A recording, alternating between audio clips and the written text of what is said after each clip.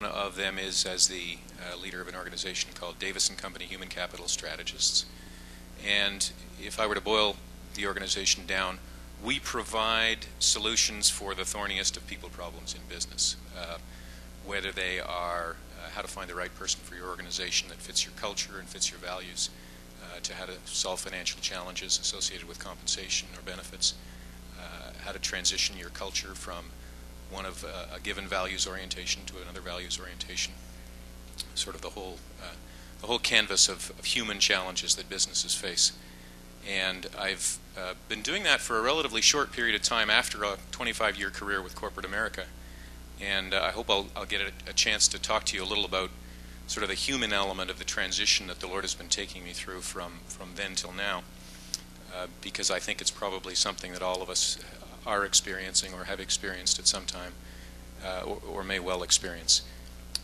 The second piece of what I do is something that sort of makes my heart go pitter-patter, and I truly believe been called of God to engage in coaching, mentoring, tutoring middle school, high school, and professionals in the area of speech and debate, so that they can articulate themselves clearly and confidently with conviction, and that the admonition in 1 Peter 3:15 becomes real for them, that they have the tools and they have the capacity to be able to share the reason for which they have hope. So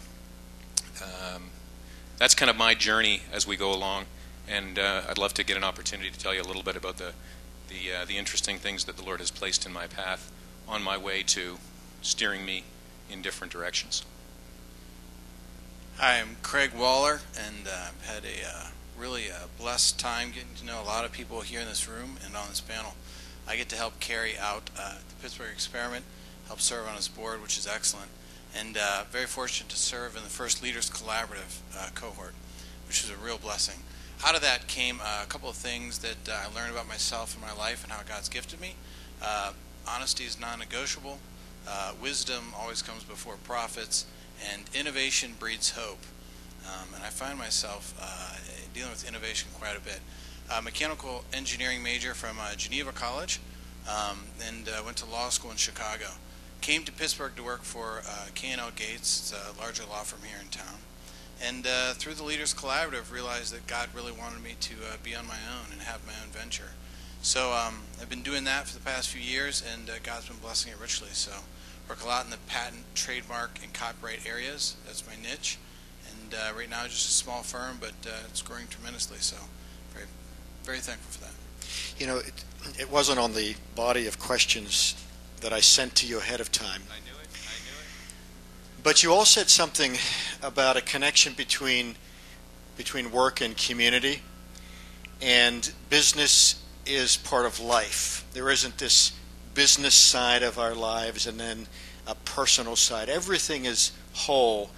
And if I can ask you to be brief, well, I can ask. Be brief, but make one connection, please, between your work and where you see application of that work in terms of larger good in our community. I'm going to start with you because I know you've got one. You're a patent attorney. Yeah. Make a connection. Right. Well, through being a patent attorney, I always get to meet a lot of business decision makers. Typically, it's a CTO or a president of a company. They're wondering if they should spend money or not on a certain innovation or some brand they've created or some piece of work they want to protect. And through that, I'm very fortunate to get to also learn about those people and get to engage them and build a relationship with them. And one of the things that I'm often looking for is whether or not they want to develop a relationship outside of our practice, just dealing with the intellectual property issues. That's come up quite a few times, and I've been blessed to be able to carry the relationship further. And so one of my favorite things to do is to introduce these decision makers to John Stalwart and the Leaders Collaborative organization.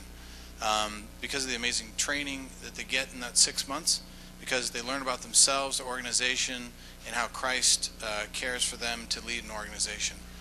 So through building that personal relationship going beyond just the legal matters and the money that might change hands, getting to know them and then get them to a place to where they can be a better person and make their business go further.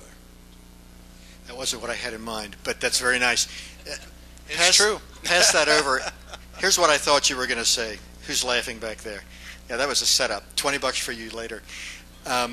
Something else that Craig has taught me is that in every neighborhood, rich or poor, there are people with incredibly valuable ideas. And so a patent attorney making himself available or herself available to low-income communities where people have treasure that is going to be taken from them is really cool. It's one of the ways that Craig has tutored me in bringing the value of what people have kind of into the marketplace where they can, as it says in Scripture, they can participate in the value. Scripture talks about every man neath his vine and fig tree, every person with their own industry and their own work. And that's where I thought you were going, but it was nice. It was very nice. Ian. I thought it was nice too. The dripping sarcasm coming out of his voice, just don't let it faze you. In terms of the connection between work and value in the community, I had the good fortune when I was much younger, still in school, to win a state and national championship in both speech and debate in 2 different countries. Those experiences were significant for me, but I let them sit there for 25 years until the Lord stirred something in me and said, Ian, you need to return to that place in your life. And as a result of that prompting, I find myself wanting to share some of those gifts and give those back to people that have been called in a recent video I saw on the internet only just a couple of days ago, the most profoundly inarticulate generation in a long time. And if I can help those people be articulate and confident and critical thinkers within the framework of the gospel of Jesus Christ, I've done so much more than negotiate collective agreements and haggle with unions about this, that, or the other thing, or solve a compensation problem, as valuable as those are in the world of business. So that's, for me, the connection between the personal and the leadership and the community.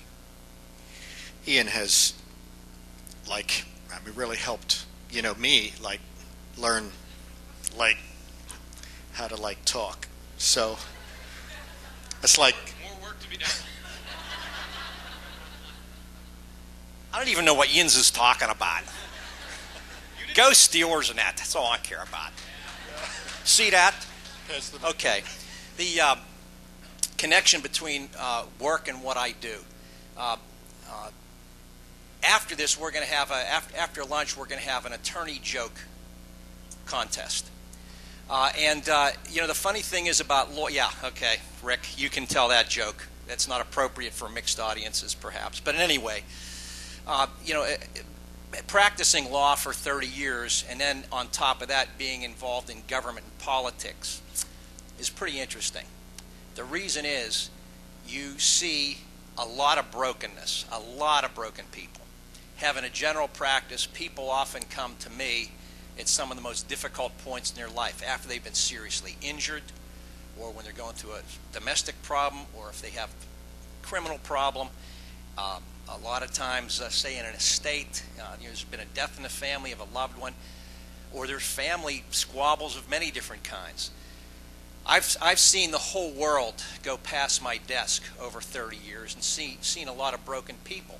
So I got to maybe have a little bit more experience with that than a lot of folks. With their lawyer, people become real.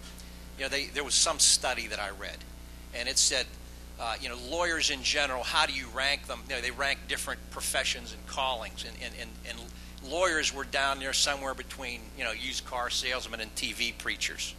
Okay, but when they rated the people they liked the most, or admired the most, or trusted the most, people don't like lawyers in general, but they generally like their own lawyer. And I think the reason for that is a lot of times you get the honor of going through some very difficult times with